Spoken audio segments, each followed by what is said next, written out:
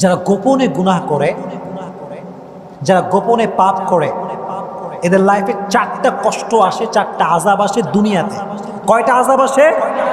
4টা আযাব আসে। যে ব্যক্তি গোপনে পাপ করে, গোপনে পর্নোগ্রাফি দেখে, অশ্লীল ভিডিও দেখে, গোপনে হারাম রিলেশন করে, গোপনে গোপনে সবার থেকে আড়ালে সুদ খায়, ঘুষ খায়, তার লাইফে 4টা আযাব আসে। নাম্বার 1, তার চেহারার যে নূর আছে এই নূরটা দূর হয়ে যায়। নাউজুবিল্লাহ পড়েন প্রিয় ভাইরা, চেহারার নূর হারায় যায়। যে ব্যক্তি গোপনে গুনাহ করে তার চেহারা কোনো নূর থাকে না। আপনি দেখবেন কিছু কিছু মানুষ দেখতে কালো, কিন্তু চেহারা দেখলে মনে হয় নূরে নূরান্বিত উজ্জ্বল চেহারা। সুবহানাল্লাহ পড়েন, কারণ সে গুনাহ করে না। তো চেহারা ধলা না হোক, চেহারা একটা নূর, উজ্জ্বলতা, কিউটনেস, বিউটিনেস আছে না নাই? গুনাহ করে না গোপনে।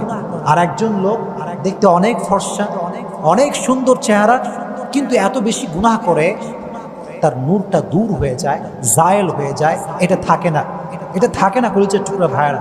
এই জন্য গোপনে যে গুনাহ করে তার চেহারার নূর আল্লাহ কেড়ে নেয়। আল্লাহ তুমি আমাদের সবাইকে গোপন গুনার থেকে হেফাজত করো, সকলে পড়ে না আমিন। 2 নাম্বার যে আযাব তার লাইফে আসে, খুব মনোযোগ দিয়ে শুনবেন, যে গোপনে গুনাহ করে তার ইবাদতে সে কোনো স্বাদ খুঁজে পায় না, কোনো স্বাদ সে খুঁজে পায় না। আপনি দেখবেন a lot of young people, তাদের একটা কমপ্লেন যে হুজুর নামাজে আমি দাঁড়াই but I don't have any kind of concentration, কোনো মনোযোগ নাই। আরে যুবক, কেন নাই? আস্ক ইউরসেলফ, কেন নাই? কারণ তুমি গোপনে এমন গুনাহ করো, বাজে ভিডিও দেখো, পর্নোগ্রাফি দেখো, তোমার মনে তো স্বাদ থাকবেই না। মন তো মরে যাবে ভাই, মনটা মরে যাবে। মনে রাখবেন, ইযা কুনতা ফি নি'মাতিন, হাদিস শোনেন, রাসূল করিম সাল্লাল্লাহু আলাইহি ওয়াসাল্লাম বলেছেন, যখন তুমি কোনো নিয়ামতের ভেতরে আছো, নিয়ামতের মূল্যায়ন করো। যদি তুমি নিয়ামতের মূল্যায়ন না করে গুনাহের দিকে চলে যাও, ফাইন্নাল যুনুব তাজিলুন নিআম, এই গুনাহ তোমাকে নিয়ামত থেকে বঞ্চিত করে দিবে। তো ইবাদতের স্বাদ থাকা এটা বড় একটা নিয়ামত। তো আপনি যদি গোপনে গুনাহ করতেই থাকেন, সুদ খেতেই থাকেন, জেনা করতেই থাকেন, পর্নোগ্রাফি দেখতেই থাকেন, কোনো মেয়ের সঙ্গে হারাম সম্পর্কে জড়িয়েই থাকেন, আপনি সব জায়গায় স্বাদ পেলেও আল্লাহর সামনে দাঁড়ালে আপনি কোনো স্বাদ পাবেন না। মনটা মরে যাবে, মনটা মরে যাবে আপনার। আল্লাহ তাআলা গোপন গুনার থেকে আমাদের সবাইকে হেফাজত করুন, সকলে পড়ে আমিন। 2 নাম্বার। 3 নাম্বার যেই আযাবটা আসে আমাদের লাইফ, সেটা হচ্ছে মেন্টাল যে পিস, মানসিক যে শান্তি, এটা আমরা হারাই ফেলি। অস্থির অস্থির অস্থির, অলওয়েজ অস্থির। কিরে ভাই এত অস্থির কেন ভাই? ওই যে গুনাহ করছেন, গুনাহের কারণে মনের ভিতরে শান্তি আল্লাহ কেড়ে নিয়েছে, সব শান্তি কেড়ে নিয়েছে। কাফেররা যতই টাকার মালিক হোক না কেন, যত পয়সার মালিক হোক না কেন, কোরআনে আল্লাহ কি বলছে দেখেন। আল্লাহ তাআলা বলছেন, আমওয়াতুন গায়রু আহইয়া ওয়া মা ইয়াশউরুনা আইয়ানা ইউবআসুন। কাফেররা শারীরিকভাবে তারা জীবিত থাকতে পারে, মানসিকভাবে, আত্মিকভাবে they are like a dead body. They are like a dead body man. তারা জীবিত শারীরিকভাবে, কিন্তু মনটা মরা, হৃদয়টা মরা। কারণ হচ্ছে তারা এত বেশি পাপ করে, এত বেশি কাজ খারাপ করে যে তাদের মনে কোনো শান্তি থাকতে পারে। গোপনে গুনাহ করবেন না, রাজি আছেন ইনশাআল্লাহ? সর্বশেষ যে আযাবটি আসে সেটা হচ্ছে গোপনে গুনাহ করলে রিজিকে বরকত থাকবে, রিজিকে বরকত থাকবে না। আপনি বলবেন যে হুজুর আই এম গভর্নমেন্ট এমপ্লয়ার, আমার বেতন কমপক্ষে 80,000 টাকা, আমিও তো গোপনে গুনাহ করি হুজুর, আমার বেতন 60,000 টাকা, 80,000 টাকা। ভাই মাথায় রাখবেন, রিজিকের বরকত মানে 80,000 টাকা বেতন মানে যে আপনার বরকত আছে তা না। মাঝে মাঝে অনেক লোক দেখবেন লাখ লাখ টাকা বেতন পায়, কিন্তু মাসের 10 দিন যাইতে না যাইতে হাত ফাঁকা। আছে না নাই? হাত ফাঁকা, ল্যাকিং অফ বারাকা। অনেক বেতন আছে, বরকত নাই। এটা একটা ব্যাখ্যা। আর একটা ব্যাখ্যা শোনেন, বড়লোক ঘরের ছেলে, বড়লোক ঘরের মানুষ, ডুপ্লেক্স ট্রিপ্লেক্স হোক, বিশাল বড় প্রাসাদ বাসা, চোখের সামনে গরুর গোস্ত, মুরগির গোস্ত, ছাগলের গোস্ত, খাসির গোস্ত, দুম্বার গোস্ত, কবুতরের গোস্ত। ডাক্তার বলছে যদি বাঁচতে চাস শুধু পান্তা ভাত খাবি, শুধু যাও খাবি আর কিচ্ছু খাবি না, খাইলে কিন্তু কালকে মরবি। রিজিকে বারাকা নাই, আছে সব খাইতে পারে না, টাকা আছে বহু খাইতে পারতেছে না, ল্যাকিং অফ বারাকা।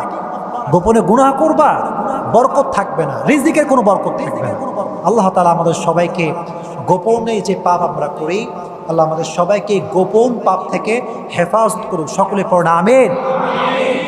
আমি যে কথাগুলো বললাম আপনারা কি মনে করতেছেন, এটা কি অবাস্তব কথা না বাস্তব কথা?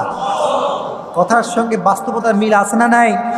তাহলে ফ্রি হলে গোপন গুনাহ করবেন না, প্রকাশ্যে গুনাহ করবেন না, just try to worship your Lord. রবের ইবাদত করবেন। রাজি আছেন ইনশাআল্লাহ? Very good. Last, and that is very important message। সেটা কি? ওয়া ইলা রাব্বিকা ফারগাব। ছাকা খাইলে আগে ফেসবুকে পোস্ট মারুন। আল্লাহ বলতেছে এইটা, ওয়া ইলা রাব্বিকা ফারগাব। আরে বান্দা, ফেসবুকে কার কাছে লিখিস? কার কাছে? মানে যুবকরা যে পোস্ট করে আমারে কেউ ভালোবাসে না, কি যে একটা ছায়া খাওয়া অবস্থা। আর বন্ধুরা কয় তোর মতো আবালকে কে ভালোবাসবে?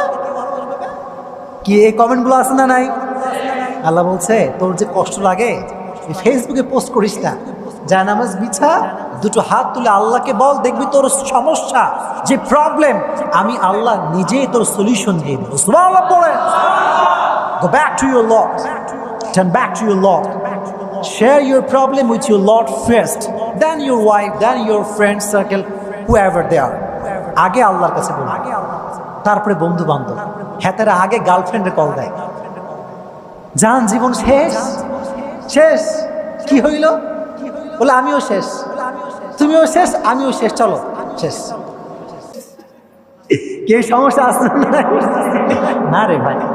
গার্লফ্রেন্ড হচ্ছে পৃথিবীর সবচেয়ে বড় প্যারার নাম হচ্ছে গার্লফ্রেন্ড। এত আসতে কেন? জোরে বলতে হবে, ঠিক কিনা? এটা আযাবের নাম, এটা গজবের নাম। যারা সিঙ্গেল আছো, তোমরা সিঙ্গেল যে আছো তাই পড়ো আলহামদুলিল্লাহ। যারা সিঙ্গেল আছো, যতদিন সুখে আছি, যখনই একখানা আসবে কপালে হারাম ভাবে, তুমি মনে করো দুনিয়া তোমার তো জাহান্নাম হয়ে যাবে, ঠিক কিনা বলো? Try to share your problem with your Lord.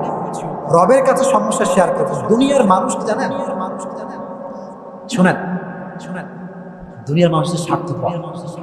দুনিয়ার মানুষ কি? যখনই বুঝবে যে আপনার দুর্বলতা কি, বাস এমন খোঁচা মারবে, ছ্যাঁকা দিয়ে ব্যাখ্যা করে ফেলবে। খুবই সাবধান। নিজের গোপন কথা, এটা আয়াতের ব্যাখ্যা, কিন্তু আপনি আর ফালতু কল্পনা করেন না। নিজের মনের কথা, কষ্টের কথা, গোপন কথা, প্রাইভেট ইস্যু, যত ইস্যু আছে কাকে বলবেন? কাকে বলবেন? আল্লাহকে বলার পরে যদি আম্মাকে বলতে মন চায় বলবেন, বউরে চাইলে বলবেন, বন্ধুকে চাইলে বলবেন। তবে মেইন সোর্সটা আগে কোথায়? আগে আল্লাহকে নক দিবেন, আগে আল্লাহরে নক দিবেন, আগেই গার্লফ্রেন্ডে নক দেয়। কোথায় তুমি? কোথায়? শোনো শোনো, কথাগুলো বোঝার ট্রাই করবো ভাইরা। যেখানে গেলে মোটিভেশন পাবা সেখানে যাবে, সেখানে যাবে। যেখানে গেলে তোমার মনটা এমনি ভাঙা, বলো না কাটা ঘায়ে, এটা করো না। এটা আল্লাহকে বললে কি হয় জানেন? আপনি দেখবেন যে আপনি কেন জানো, মানে কেন যেন আপনি মনে মনে শান্তি পাচ্ছেন। মনে মনেই ভাল লাগে যে আল্লাহ। কাউরে বলতে পারছেন, কাউকে মনে হয় বলতে পারলাম। মানুষের কাছে যাবেন, তুই তো শালা কোনো কাজেরই না, তোর দ্বারা হবে তো কার দ্বারাই হবে, তোর দ্বারা এটা সম্ভব না। বাস আসে না নাই? বন্ধুর কাছে গেলে বাস খাবেন, বইয়ের কাছে বাস খেতে পারেন, কিন্তু আল্লাহ আপনাকে বাস দেবেন, আল্লাহ আপনাকে দিবে ভালোবাসা। সুবহানাল্লাহ পড়েন। আপনি ডাক্তার করলেন নাকি? এটা আসলে ফ্রি মাইন্ড বলছি, জাস্ট বোঝাবার জন্য বলছি যে আল্লাহ বলছে বান্দা যা হোক না কেন তোর লাইফে, জাস্ট আমার সঙ্গে বল। আল্লাহকে বললে আল্লাহ সলিউশন দিবেন। আল্লাহকে বলবেন তো ইনশাআল্লাহ। আমি যেই ইনস্ট্রাকশনগুলো দিলাম এই আয়াত থেকে, তাফসীর থেকে, আল্লাহ তাআলা এই ইনস্ট্রাকশনগুলো অনুযায়ী আমাদের সকলকে আমল করার তৌফিক দান করুন। আপনারা সকলেই পড়েন আমিন।